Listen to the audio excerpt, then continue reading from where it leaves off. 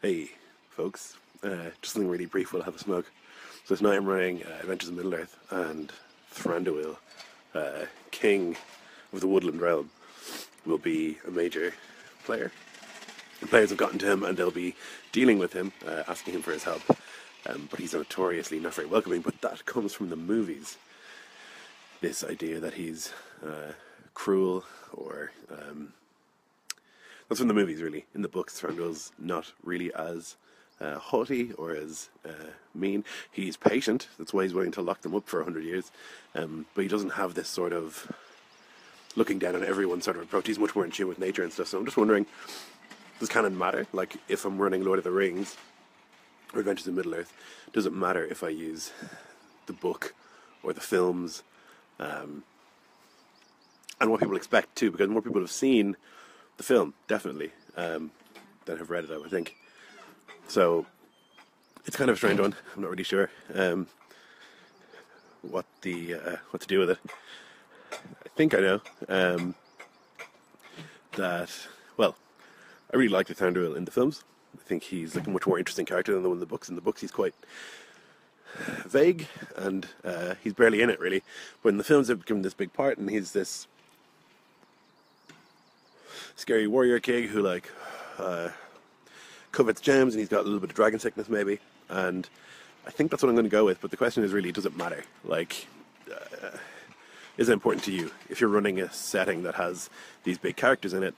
Do they have to be like the way they are in the books or in the films, or can you make them your own? Or should you make them your own? The other thing is, it's quite maybe intimidating to run a character who everyone knows who they are.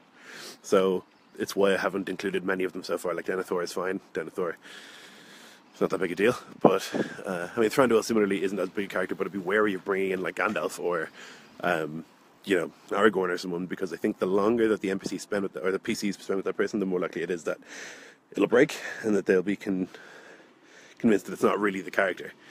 Because I'm not an actor. Well, I'm not Ian McKellen, you know. So, yeah, that's the question. Do you guys get nervous running if you run published settings that have big characters in them, like Middle-earth, for example, or Star Wars or something? If you have these big characters in them that everyone knows who they are and how they talk and how they act, does that make you feel weird, uncomfortable, nervous maybe? Or is it satisfying to run these characters? Like, I think I know what I'm doing with Thranduil. I think I've got a good idea of how I want him to come across. And they've met him briefly in the previous session. They're going to do a lot of talking with him today. Yeah, Rob, hey, how's it going, man? You can definitely be watching. Yeah, definitely be watching. It's no problem. There's no spoilers or anything. It's just a discussion on, like, running these big characters. Published, very famous characters. Kyle Swanson says, I think that's probably the primary reason I don't run published settings. Yeah, that's a good point. Like, it's tricky, right? Like, people have expectations of what a character is supposed to be like in these big settings. And it can be hard to, like, live up to those. Like, you know, Thranduil will always have a cool thing to say. He'll always say something haughty and something excellent and something wise. But I won't. You know, similarly, like, Gandalf will always say something kind of kind, but clever, and he'll always know a lot more, and maybe that won't come across if I portray him. Like, it's tricky. And I think it's a discussion maybe worth having. I don't know. But yeah, so the group anyway in Adventures in Middle-earth have come to the Woodland Realm after this ridiculous ride from Ithilien all the way to Mirkwood, and now they are at the mercy, I would say, of Thranduil. And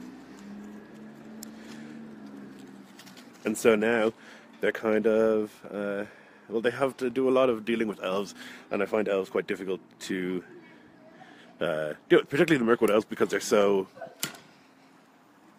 elfy, if you know what I mean. They're much more haughty, much more ancient, much more alien, much more mysterious than like Elrond, for example, I think. And I think they did a good job in The Hobbit of bringing that across. Like, Legolas is a prick, and so is Thranduil, and they should be, because they live forever, and they know that they are exceptional at everything they do, and they're much smarter, much wiser than all the people they meet. And I think it's important to bring that across. Rob says, I think it's fine. I played Vader once and had a blast and no one minded. Yeah, I think I think I'm probably overthinking it. I don't think it's a huge deal. And I feel like I'll do a decent job of bringing Thranduil across or whatever. But it is something that kind of gave me pause. Like, when there's going to be a big scene with one of these characters, like, how much research should I do? How much should it come across? And how much should you deal with the person? Like Mike had said, I use them for cameos, but I prefer to focus on players. That's definitely a good point. And I don't want Thranduil stealing the show. Like, that's not what he's for. But they have come all this way, and obviously they're going to have to talk to him. And he's probably going to demand something from them. Whether it be, like, kissing his boots or doing something, you know. Yeah, it's a tricky one. Because there's other characters in Lord of the Rings I would definitely want to bring in, because that's such a big part of the Middle-earth thing, is that you walk around and you meet these weird people. Like, you walk around and you meet Beorn, or you meet Gandalf, or a wandering reindeer from the north, or you were in Edoras and you meet kings, and it's a big part of Middle-earth, meeting all these great figures. So I do think it's important that they meet these people. Nathan says, I do think it's incumbent upon the GM to at least figure out what the player's understanding and expectations are about the canon character, so the players feel the weight of reacting with it. Yes, that's a good point. I haven't specified in our game whether it's books or movies, but really it's my own headcanon, so whatever I think Middle-earth is, which is admittedly more informed by the films and the books I've read. Silmarillion I've read, The Hobbit, I've read Lord of the Rings, but I've seen the movies countless times. They're some of my favourite films of all time, the Lord of the Rings films, that is. Not as keen on the Hobbit trilogy, but there are some good things in there. So, like, that's where my headcanon's at, and that's mostly what I draw from when I'm running. But when we go somewhere like the Halls of the Elven King, I'll do a lot of research, and I'll Google, and I'll read up on the wikis and stuff and see what I can bring across, particularly looking for quotes. Something I do quite a bit in Middle-earth is I look for descriptions that Tolkien made of a place or of a person, and try and bring that across if I can. But yeah, that's basically the question, the discussion, I guess, is should you, can you, do you play like big canon characters in your game when you run a published setting? And do you have difficulty with it? So that's it. I am just about to finish my smoke. My second smoke, this is a long one. And yeah, I'll talk to you guys later. If you're interested in watching, it's on at 8 p.m. GMT or 3 p.m. Eastern on your LDM. We'll be running that tonight. Talk to you then.